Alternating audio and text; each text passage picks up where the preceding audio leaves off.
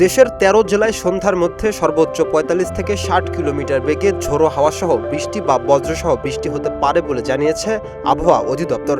একই সঙ্গে সংশ্লিষ্ট নদী বন্দরগুলোকে ১ নম্বর সতর্ক সংকেত দেখতে বলা হয়েছে। শুক্রবার সকাল ৯টা থেকে সন্ধ্যা ৬টা পর্যন্ত দেশের অভ্যন্তরীণ নদী বন্দরগুলোর জন্য দেওয়া পূর্বাভাসে এই তথ্য জানানো হয়েছে।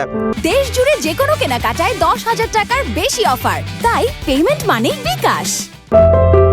পূর্বাভাসে বলা হয়েছে, ঢাকা, ফরিদপুর, মাদারীপুর, যশোর, কুষ্টিয়া, খুলনা, বরিশাল, পটুয়াখালী, কুমিল্লা, নোয়াখালী, চট্টগ্রাম, কক্সবাজার ও সিলেট অঞ্চলের উপর দিয়ে পশ্চিম বা উত্তর পশ্চিম দিক থেকে ঘন্টায় ৪৫ থেকে ৬০ কিলোমিটার বেগে অস্থায়ীভাবে দমকা অথবা ঝোড়ো হাওয়াসহ বৃষ্টি বা বজ্রসহ বৃষ্টি হতে পারে।